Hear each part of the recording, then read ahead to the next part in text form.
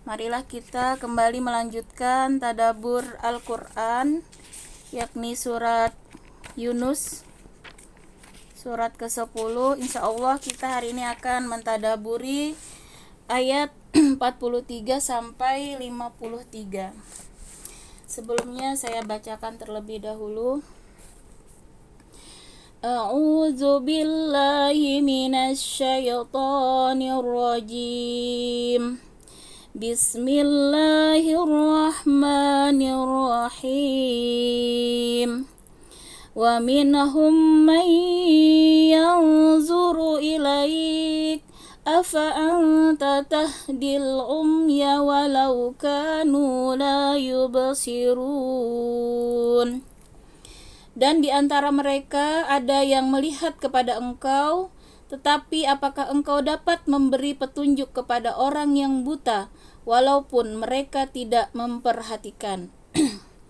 Nah, jadi ayat ke-43 ini terkait ya, gambaran orang-orang kafir ya, orang-orang yang tidak mau menggunakan ya penglihatannya untuk memahami ayat-ayat Allah. Nah, jadi digambarkan sebagaimana orang yang buta ya, orang yang buta yang tidak bisa melihat kebenaran ya, padahal sudah banyak ya tanda-tanda kebenaran, baik ayat-ayat kauliyah ya yang ada kauniyah yang ada di alam, dan juga ayat-ayat kauniyah yang ada di dalam Al-Qur'an. Maka di sini Allah menegaskan bahwa masalah mereka tidak bisa melihat ya kebenaran itu, diibaratkan orang yang buta, dan yang dapat memberikan petunjuk itu hanyalah Allah ya, dan petunjuk itu akan diberikan Allah kepada orang-orang yang layak. Nah, jadi Rasulullah sendiri tidak punya kemampuan ya untuk memberikan petunjuk. Nah, jadi mutlak itu adalah petunjuk, hidayah itu dari Allah. Sementara bagaimana kita bisa mendapatkan hidayah? Itu adalah orang-orang yang pantas, yang layak Allah beri hidayah, yaitu orang-orang yang memang mau menerima hidayah, yang membuka hatinya, membuka mata, penglihatan ya, pendengaran. Jadi dalam artian melihat tadi ya ayat-ayat Allah, mendengar ya kalam Allah, dan dia membuka hatinya dan mau menerima ya, mengambil hikmah, mengambil kebenaran. Nah, jadi dia mengalahkan ya hawa nafsunya, mengalahkan kesombongan ya. Maka orang-orang itulah yang akan mendapatkan petunjuk ya, yang akan mendapatkan hidayah. Nah, sebaliknya orang-orang yang ada kesombongan di dalam hatinya ya, kemudian yang menutup dirinya ya untuk tidak mau mendengarkan, tidak mau melihat ya, tidak mau mengikuti kajian ya, tidak mau hadir di majelis ilmu ya, tidak mau mentadaburi Al-Qur'an ya, tidak mau mempelajari hadis-hadis ya.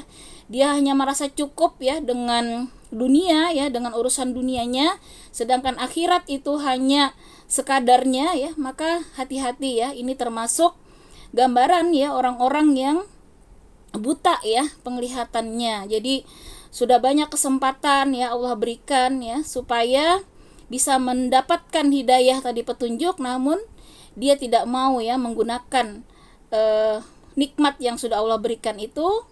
Maka kata Allah ya, orang-orang inilah nantinya yang sangat rugi ya. Ya, mudah-mudahan dengan upaya kita ya terus hadir di majelis ilmu ya, khususnya mentadaburi Al-Qur'an ini, maka inilah cara kita memantaskan diri kita ya, melayakkan diri kita di hadapan Allah agar senantiasa kita terpilih ya menjadi orang-orang yang mendapatkan hidayah ya, kemudian mendapatkan taufik ya, inayah, pertolongan Allah, sehingga kita senantiasa bisa istiqomah di jalan Allah ya. Amin ya rabbal alamin. Kemudian selanjutnya, innallaha la yazlimun nasa syai'an walakinnan nasa anfusahum yazlimun. Sesungguhnya Allah tidak menzalimi manusia sedikit pun, tetapi manusia itulah yang menzalimi dirinya sendiri. Nah, di sini Allah menegaskan ya, mengapa ya ada orang yang nantinya akan mendapatkan azab ya, baik di dunia maupun di akhirat ya. Itu kata Allah bukan karena kezaliman Allah, karena sedikit pun Allah tidak bersifat zalim. Karena Allah Ar-Rahman Ar-Rahim ya, pengasih penyayang, maka mustahil bagi Allah bersifat zalim.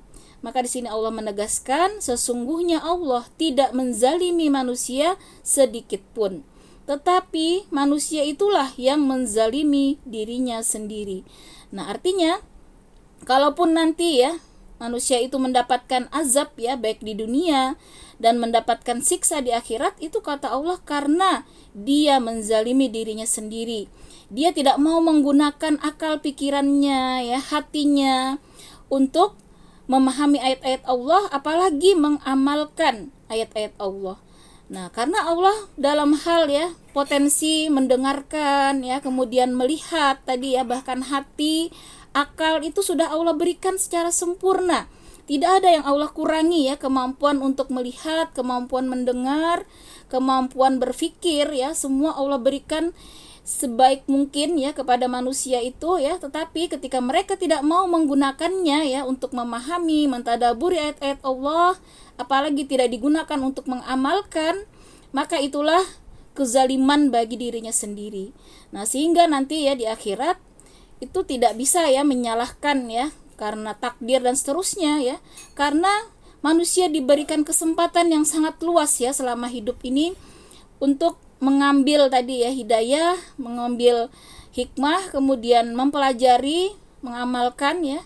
Namun ketika manusia tidak mau menggunakan kesempatan ya, ketika masih sehat ya, ketika masih muda, ketika masih hidup ya.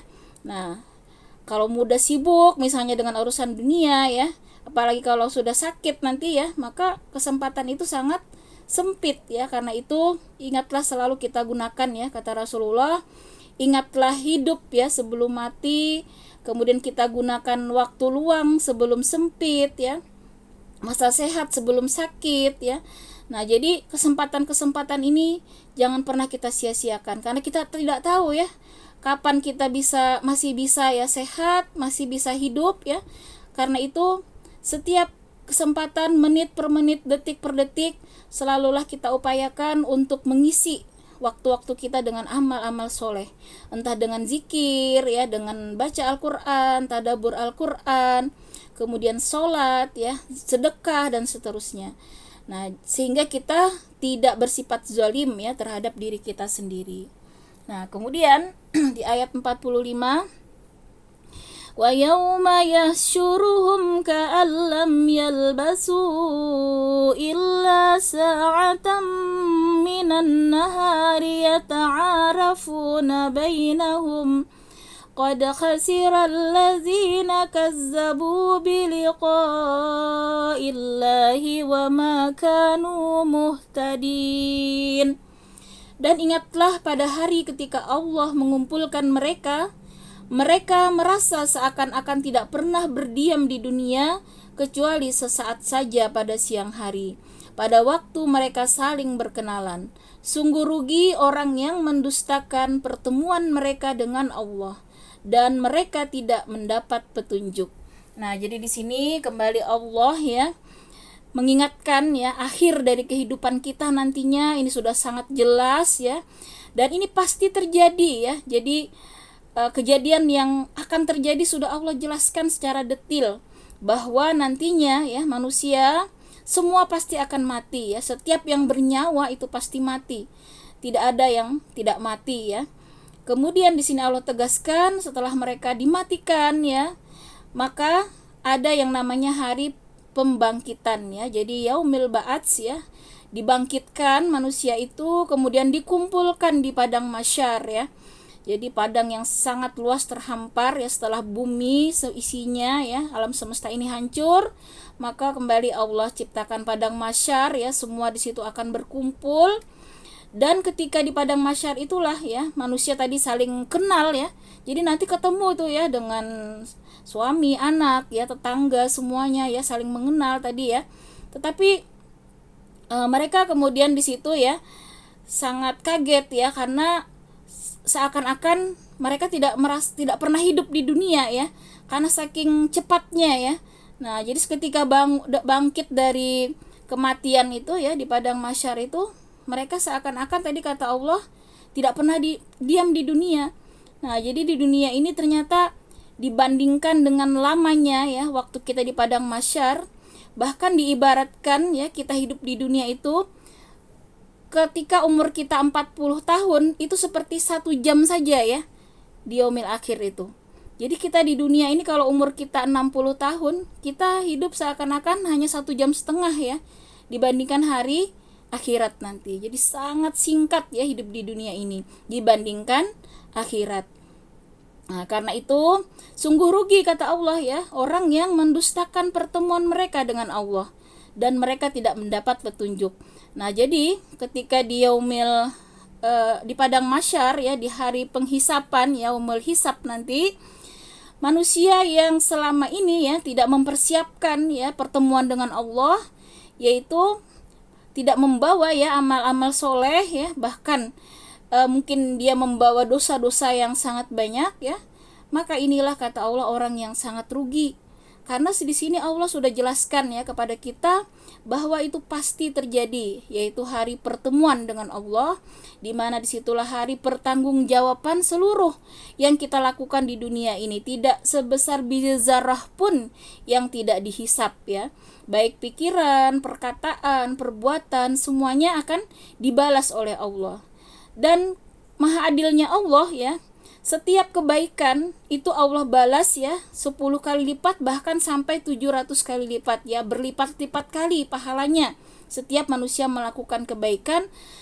Dan lipat gandanya ini tergantung keikhlasan kita dan kesempurnaan kita dalam menunaikan amal soleh tersebut. Semakin bagus ya sholat kita, semakin tepat waktu, semakin khusyuk ya, maka pahalanya akan terus berlipat-lipat. Seperti juga puasa ya, semakin kita menjaga dari kata-kata yang buruk, kemudian menjaga penglihatan, pendengaran ya, bukan hanya makan dan minum, maka puasa kita juga akan mendapatkan pahala yang bahkan tidak terbatas ya pahalanya. Nah, karena itu saking Allah tuh cinta ya kepada kita, melebihi cintanya seorang ibu kepada anaknya ya, itu dinyatakan Allah sendiri ya berdasarkan hadis Rasulullah. Kasih sayang Allah itu bahkan melebihi kasih sayang seorang ibu kepada anaknya.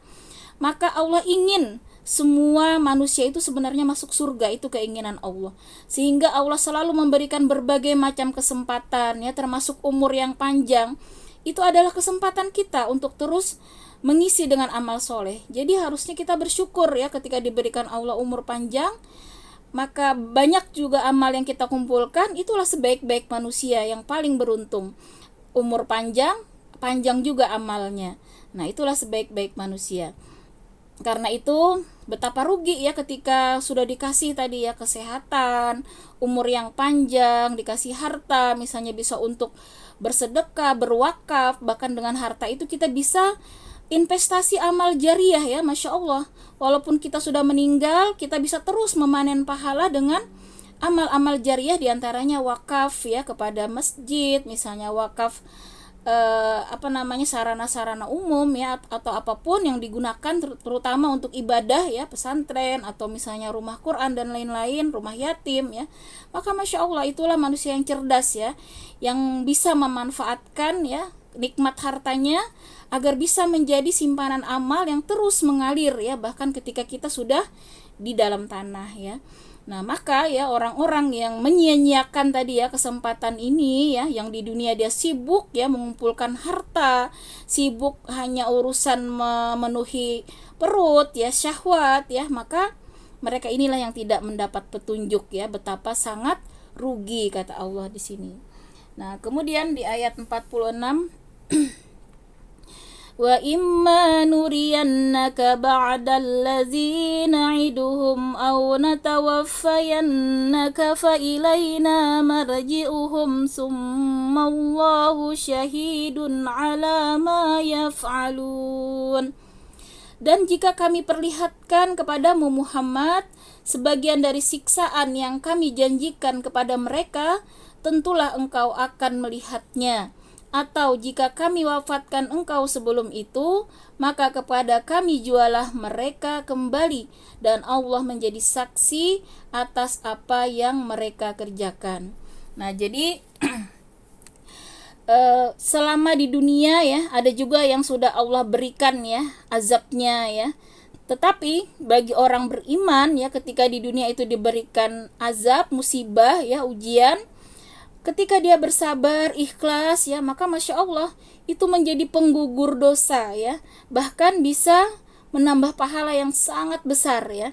Bahkan di dalam diriwayatkan ya, ada orang yang pengen ya kembali ke dunia, pengen badannya itu dicincang-cincang sampai hancur ya, pengen mendapatkan penyakit yang sangat berat ya, supaya dia seperti temannya yang dia lihat ya, mendapat surga yang sangat indah, yang sangat tinggi. Bahkan dia iri, kenapa dulu di dunia nggak dikasih sakit ya, kenapa kok saya enak-enak aja, padahal temannya yang dikasih ujian, musibah itu yang sabar ya, ternyata pahalanya sangat tinggi. Dan dia sangat iri ya ketika melihat balasan ya dari segala musibah, penyakit yang diberikan Allah di dunia. Nah, jadi sebagai orang yang beriman ya, apapun ya takdir Allah itu adalah baik.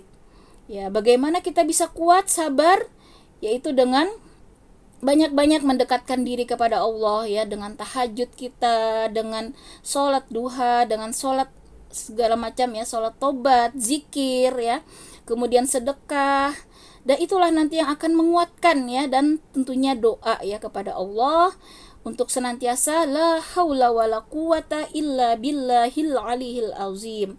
Jadi kita banyak-banyak minta kekuatan hanya kepada Allah. Insya Allah mudah-mudahan dengan terus berdoa ya, terus mendekatkan diri kepada Allah dengan amalan-amalan sunnah maupun amalan yang wajib tadi ya, maka insya Allah kita bisa melewati ya setiap ujian. Karena tidak mungkin ujian itu terus-terusan ya, pasti ada waktunya. Hanya saja kita tidak tahu ya kapan waktunya itu. Maka bersabarlah ya dengan setiap ujian, dan ketika kita sabar ya, lulus dari ujian itu, maka itulah nanti ganjaran pahala yang sangat ya diharapkan oleh orang-orang bahkan yang tidak pernah mendapatkan ujian ya. Nah, karena itu di sini kata Allah ya, Allah akan perlihatkan memang ya kepada Rasulullah balasan ya kepada orang-orang yang tadi kafir ya, yang tidak mau beriman ya. Siksaan di dunia itu sudah Allah perlihatkan ya, sebagaimana kejadian pada perang Badar itu banyak ya orang-orang kafir yang terbunuh ya. Kemudian perang Hunain ya, kemudian juga kita melihat ya bagaimana akhir-akhir orang yang jahat ya, seperti Abu Jahal itu ya, Masya Allah ya, kematiannya sangat mengenaskan ya. Jadi diceritakan ya, bahkan kuburannya itu kan karena bumi itu terus menolak ya, seperti juga siapa itu yang Kemal Atatürk ya di Turki itu, bumi itu menolak ya, jadi jenazahnya senantiasa terlempar ya ketika mau dikubur, sehingga akhirnya ditimpuki batu ya sampai supaya bisa terkubur ya, karena bumi itu menolak, selalu keluar ya jenazah itu, dan baunya itu busuk. Bahkan orang-orang yang pernah ke sana ya, ke Turki ya, Kemal Atatürk itu, bau busuknya itu masih tercium padahal dia sudah di beton gitu ya, udah tertutup mayatnya ya. Nah, itulah Allah perlihatkan ya akhir ya azab tadi bagi orang-orang yang sungguh ya menentang Allah ya, menentang Rasul ya, sangat berat sekali ya siksaan Allah di dunia bahkan di akhirat ya. Kita ingat kembali juga bagaimana sakaratul mautnya Ariel Sharon itu ya, yang pemimpinnya Israel sebelumnya ini ya, itu kan juga sakaratulnya sampai kurang lebih 8 tahun ya, dia tersiksa dengan sakit yang luar biasa. Nah, jadi di sini Allah tegaskan ya bahwa Allah itu maha adil ya, siksaan itu di dunia sudah Allah tampakkan ya, apalagi nanti di akhirat itu akan lebih besar lagi. Nah, karena itu ketika di dunia ini marilah ya kita sungguh-sungguh ya dengan sholat kita ya, kita rasakan kenikmatan ibadah ya. Ketika kita sudah bisa merasakan nikmatnya ya dalam sholat, dalam ibadah kita, berada di majelis ilmu, maka itu tanda-tanda nantinya kita akan mendapatkan kenikmatan juga di akhirat ya. Sebaliknya orang yang tidak betah ya dalam sholatnya ya, dalam majelis ilmu, bahkan dia menjauh ya, tidak mau mengaji ya, nah itu juga tanda-tanda nanti akan dijauhkan ya dari surganya Allah. Makanya kita beruntung ya, bersyukur ketika kita diberikan Allah anugerah, kita diberikan anugerah oleh Allah untuk hadir di majelis ilmu, itu luar biasa ya. Taman surga itu ada 3 ya ibu-ibu yang di majelis ilmu. Yang pertama, yang kedua nanti dia di alam barzah itu juga ada taman surga ya bagi orang-orang yang tentunya terbebas ya dari azab kubur ya. Bahkan mereka ditempatkan di taman surga di alam barzah, dan satunya lagi taman surga yang sebenarnya yaitu di surga ya.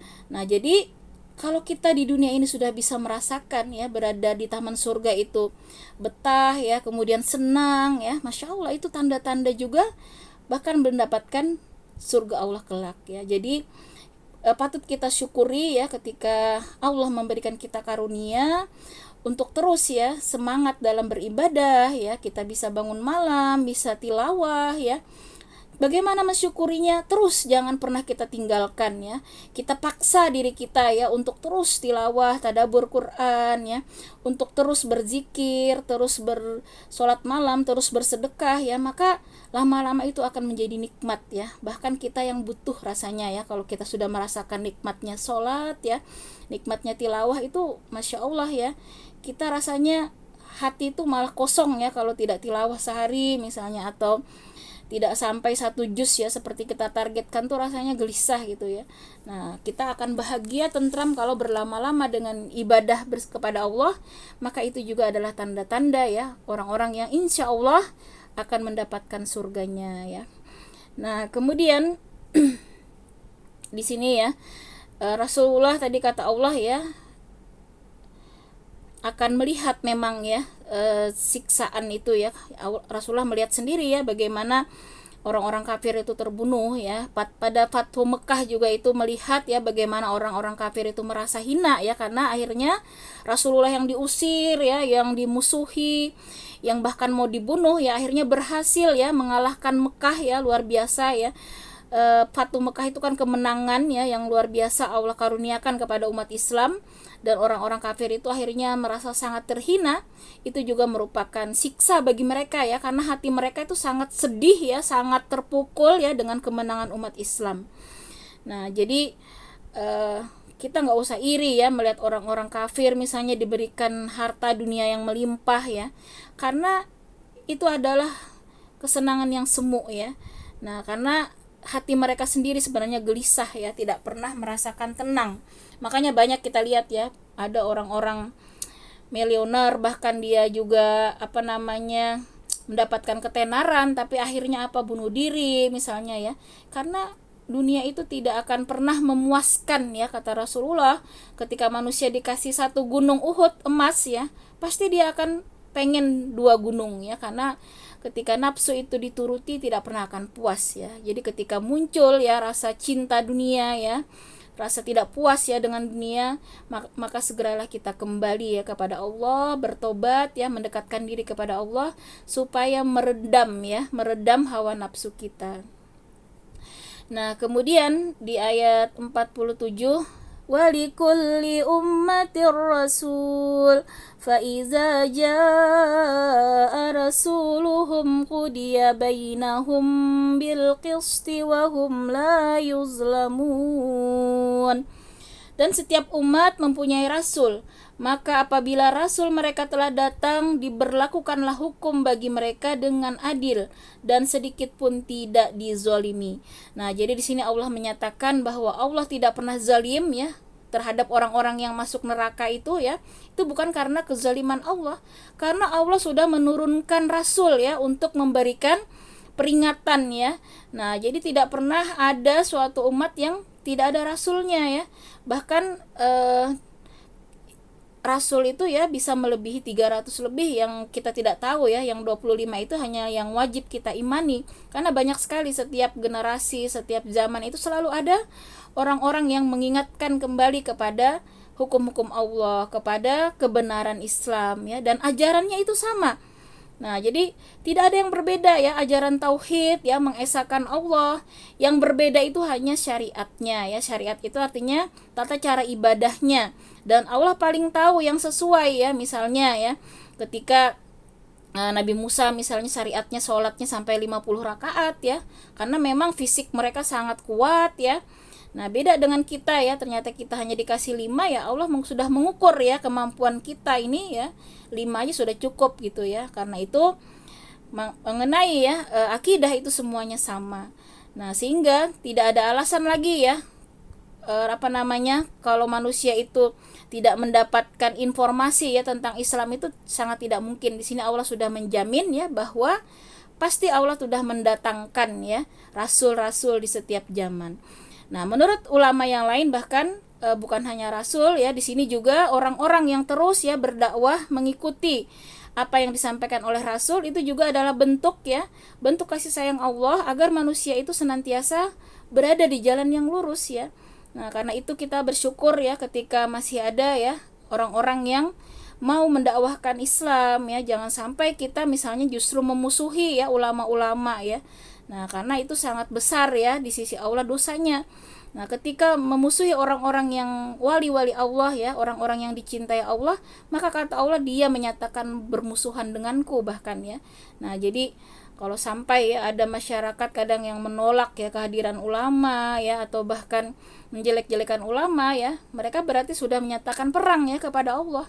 Nah, justru harusnya kita bersyukur ya ketika ada orang yang masih mau berdakwah secara ikhlas ya, maka itulah ya cara Allah menuntun kita agar senantiasa mendapatkan tadi ya hidayah, petunjuk ya, supaya bisa terus berada di jalan Allah yang lurus ya. Nah, karena ketika ya kita tidak mau mendengar seruan ya orang-orang yang berdakwah tadi, yang rugi itu bukan orang yang berdakwah, apalagi Allah sama sekali tidak dirugikan ya. Yang rugi adalah kita sendiri ya. Karena kekuasaan Allah, kekayaan Allah sedikit pun tidak berkurang ya dengan kafirnya manusia, dengan bermaksiatnya manusia, itu tidak akan mempengaruhi ya kekuasaan Allah sedikit pun. Nah, termasuk di sini juga menjadi penghibur ya bagi Rasulullah, bahwa Rasulullah memang sangat sedih ya ketika umat manusia itu tidak mau menerima dakwah beliau ya. Maka dari itu nanti kita lihat ya di ayat berikutnya bahwa hidayah ya, petunjuk itu memang bukan ya wilayah Rasulullah ya. Rasulullah hanya diperintahkan menyampaikan, perkara orang mau menerima atau tidak maka itu urusan dia dengan Allah ya. Nah, jadi sama juga ya, kita misalnya sudah mengajak ya tetangga kita ya, teman kita untuk mengaji ya, tapi mereka tetap tidak mau, ya sudah ya, berarti itu pilihan mereka ya untuk menzalimi dirinya sendiri. Nah, sedangkan kita hanya diperintahkan untuk menyampaikan saja ya, perkara orang mau atau tidak ya itu urusan mereka dengan Allah. Nah, kemudian di ayat 48, wa yaquluna mata hadzal wa'du in kuntum shadiqin. Dan mereka mengatakan, bilakah datangnya ancaman itu jika kamu orang-orang yang benar. Nah, jadi di sini digambarkan ya bagaimana orang-orang kafir itu seakan-akan mengolok-olok Rasulullah ya. Mana sih ancaman, katanya ada azab gitu ya. Kalau kamu orang benar, kata mereka, mana ancaman itu? Nah, maka di sini Allah yang menjawab ya, karena Rasulullah sendiri tidak punya kemampuan ya mendatangkan azab ya, itu wilayah kekuasaan Allah. Maka di sini Allah berikan ya cara ya untuk menjawab ya terhadap orang-orang kafir. Di ayat 49, qul la amliku li nafsi darra wa la naf'an illa ma syaa Allah likulli ummatin ajal idza jaa ajaluhum fala yastakhiruna sa'atan wa la yastaqdimun. Katakanlah Muhammad, aku tidak kuasa menolak mudarat ataupun mendatangkan manfaat kepada diriku, kecuali apa yang Allah kehendaki. Bagi setiap umat mempunyai ajal batas waktu. Apabila ajalnya tiba, mereka tidak dapat meminta penundaan atau percepatan sesaat pun. Nah, jadi di sini Allah yang menjawab ya dengan turunnya ayat ini kepada orang-orang kafir tadi yang menantang ya, pengen diturunkan azab ya. Maka kata Allah jawab ya dengan seperti ini tadi ya, aku tidak kuasa menolak mudarat. Nah, artinya Rasulullah tidak kuasa ya untuk menolak ya keburukan maupun mendatangkan kemanfaatan ya kepada diriku, bahkan itu juga tidak kuasa ya, kecuali kata Rasulullah kalau Allah yang menghendaki. Maka kemudian Allah tegaskan ya bahwa masing-masing umat itu punya batas waktunya sendiri-sendiri, dan batas waktunya itu ya tidak ada yang bisa menunda maupun mempercepat ya. Jadi ajal kita masing-masing itu sudah Allah tentukan bahkan sebelum kita dilahirkan ya. 50.000 tahun ya sebelum kita lahir ya, di Lauh Mahfuz itu sudah tercatat ya, si A, si fulan ini akan lahir tanggal sekian, mati tanggal sekian, jam sekian, itu sudah tercatat sebelum kita dilahirkan ya. Rezekinya, ajalnya, jodohnya ya. Dan tidak dapat ditunda, tidak dapat dipercepat ya. Itu sudah pasti. Nah, jadi kita tidak usah di sini ya untuk meyakini ya bahwa ajal itu ya memang sudah pasti. Jadi ketika kita misalnya sudah berusaha berobat misalnya ya, sudah berusaha segala macam, akhirnya juga meninggal ya itu berarti sudah sampai ajalnya. Jadi sebenarnya kematian itu disebabkan memang habis umurnya ya, sudah sampai ajalnya. Jadi bukan karena kecelakaannya, bukan karena sakit ya, karena banyak orang yang kecelakaan akhirnya masih sehat ya, banyak orang yang sakit juga sembuh. Jadi sebenarnya penyebab kematian itu karena memang ajalnya telah sampai, sehingga kita tidak akan meronta-ronta ya, misalnya ketika anak kita meninggal tiba-tiba ya, maka kita dilarang untuk yang sampai merobek-robek baju misalnya, protes ya, tidak terima ya. Kalau kita yakin ya bahwa ajal itu memang sudah tercatat ya, bahkan sebelum kita dilahirkan, maka kita harus ikhlas ya, karena berarti waktunya sudah sampai ya. Begitu juga ketika masih lama gitu ya, udah sakit gitu, nggak meninggal tuh ya, harus sabar ya, jangan sampai kita mengambil jalan pintas bunuh diri misalnya ya. Ada kan orang kadang yang tidak tahan ya dengan sakitnya, akhirnya dia bunuh diri ya. Jadi bukannya selesai masalah ya, kalau bunuh diri justru masalah yang sangat berat nanti ya, di alam barzah itu udah berat ya siksanya, apalagi nanti di akhirat ya. Di akhirat itu bagi orang yang bunuh diri ya, dia akan terus disiksa dengan caranya dia bunuh diri ya. Kalau dia minum racun ya, maka terus minum racun ya, dan itu akan sangat sakit ya. Karena itu di sini kita harus yakin ya bahwa ajal itu sudah ada waktunya dan tidak akan bisa dimundurkan, dipercepat ya, sehingga yang penting bagi kita senantiasa siap setiap saat ya. Mau kapanpun, mau kita lagi sehat diambil ya, mau kita sedang sakit, mau kita sedang apapun, yang penting kita berusaha selalu lurus di jalan Allah, sehingga kapanpun Allah mengambil kita husnul khatimah. Itu yang terpenting ya, kita menjaga jangan sampai kita bermaksiat.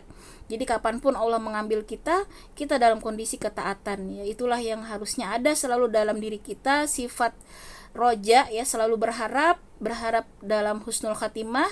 Karena itu kita senantiasa kalau bisa kita senantiasa wudu ya, sepanjang hidup kita batal wudu lagi itu masya Allah ya, bahkan bisa mati syahid kita ya ketika kita dalam kondisi berwudu ya. Mau kita saat di jalan meninggal, mau kita saat dimanapun ya, ketika kita dalam kondisi wudu, kondisi tidak bermaksiat ya, kondisi dalam ketaatan, apalagi terus berzikir ya, masya Allah, itulah kematian yang sangat indah ya. Justru kematian itu adalah awal dari kebahagiaan ya bagi orang-orang yang husnul khatimah itu, masya Allah ya. Kematian itu adalah awal dari lepasnya seluruh penderitaan ya, karena di dunia ini ya, kalau orang-orang yang soleh itu ya, dunia ini seperti penjara ya, karena dunia ini bukan tempat yang adil ya, bukan tempat kebahagiaan. Karena itu ketika mereka bertemu Allah itu justru waktu yang sangat dinantikan ya, sangat bahagia, lepas ya dari segala macam permasalahan hidup ya. Nah jadi disinilah ya kita harus terus ya mengingat mati. Ini adalah zikrul maut, yaitu adalah orang yang sangat cerdas ya, dikatakan Rasulullah ya, orang manusia yang paling cerdas ya, bukan yang paling jenius, itu bukan yang sampai profesor gitu ya, sampai S2 S3, tapi adalah orang yang senantiasa mengingat kematian dan mempersiapkannya. Nah itulah manusia yang paling cerdas ya menurut Rasulullah ya, dan itu orang yang paling beruntung tentunya ya, yang terus senantiasa lurus istiqomah di jalan Allah, sehingga siap selalu kapanpun Allah maut ya menjemputnya. Nah kemudian di ayat ke-50, Qul ara'aytum in atakum azabuhu bayatan aw naharam maza yasta'jilu minhul mujrimun.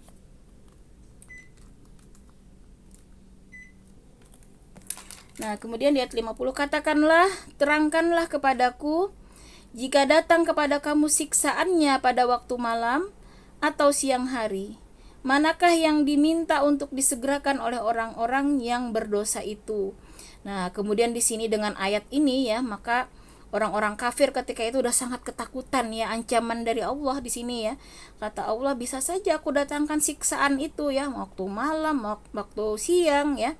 Nah, bisa saja aku segerakan kata Allah. Tetapi ya kemudian ya ini suatu siksaan bagi mereka ternyata ya. Dengan ayat ini mereka sangat ketakutan ya. Dan mereka pengennya Rasul itu cepat mati bahkan ya, karena mereka tidak mau dengar ayat-ayat ya. Mereka itu karena kan paham betul ya bahasa Arab ya, orang-orang kafir itu ya, orang-orang kafir di Mekah itu, orang-orang Arab itu paham betul ya arti ayat-ayat ini, dan mereka sebenarnya yakin ya itu benar, tetapi karena kesombongan lah ya yang membuat mereka itu tidak mau beriman ya. Nah, maka di sini dengan ayat ini aja sudah mereka tersiksa sekali ya, ketakutan sekali dengan ancaman Allah ini, bahwa Allah bisa saja ya mendatangkan azab ya. Nah, karena sudah diperlihatkan ya bagaimana umat-umat terdahulu itu ya azabnya, kita melihat ya, nggak usah jauh-jauh ya, kita juga melihat bagaimana dulu ya di Palu itu ya, yang menggulung satu kampung ya. Nah, itu ternyata memang daerah itu banyak kemaksiatan ya. Jadi banyak sekali contoh ya, seperti dulu juga yang Desa Legitang ya, daerah Banjarnegara, bagaimana gunung itu ya langsung terpotong dan menutup ya suatu desa, dan di situ memang terjadi banyak kemaksiatan ya. Itu harusnya menjadi pelajaran ya bagi kita untuk senantiasa bertobat ya, berhati-hati dari segala macam keburukan ya, karena itu sudah pasti kata Allah, azab itu pasti akan Allah datangkan ya pada waktunya bagi orang-orang yang memang layak, sudah Allah berikan azab ya, maupun tadi bencana akibat dosa-dosa mereka. Nah, kemudian di ayat 51, asumma idza ma waqa'a amantum bih al-ana wa qad kuntum bihi tasta'jilun. Kemudian, apakah setelah azab itu terjadi kamu baru mempercayainya? Apakah baru sekarang? Padahal sebelumnya kamu selalu meminta agar disegerakan. Nah, jadi di sini langsung Allah gambarkan ya, bagaimana nanti ya akhir dari orang-orang yang tidak mau beriman tadi ya, yang menentang Rasul itu ya. Azab itu ya, ketika sudah datang azab itu ya mereka tidak akan ada gunanya juga ya, karena kalau sudah azab itu datang, mereka dimatikan secara serentak begitu ya, maka tidak ada lagi kesempatan untuk beriman kata Allah. Makanya kenapa harus minta disegerakan gitu ya, bahaya sekali ya permintaan ini ya, menantang Allah minta disegerakan azab, karena kalau sudah azab itu datang ya habis sudah kesempatan mereka untuk beriman ya. Nah, maka kemudian di ayat 52, summa qila lilladzina zalamu zuqu adzabal khuldi hal tujzauna illa bima kuntum taksibun. Kemudian dikatakan kepada orang-orang yang zalim itu, rasakanlah olehmu siksaan yang kekal. Kamu tidak diberi balasan melainkan sesuai dengan apa yang telah kamu lakukan. Nah, jadi hati-hati sekali ya, semua yang kita lakukan itu mendapatkan balasan ya sesuai apa yang kita lakukan ya. Kalau kita berbuat baik ya, beramal soleh, maka pasti itu juga akan dibalas dengan kebaikan. Dan sebaliknya, ketika tadi zolim ya, kemudian banyak melakukan kemaksiatan, dosa-dosa yang tidak ditobati, maka itu juga pasti kata Allah akan diberikan siksaan yang kekal ya. Nauzubillah ya, summa nauzubillah. Kita di dunia aja ya, kalau sakit nggak sembuh-sembuh, misalnya sakit kepala aja gitu ya, nggak sembuh-sembuh, rasanya kan berat sekali ya. Apalagi ini kalau di akhirat nanti kekal ya, semua siksaan itu kekal ya.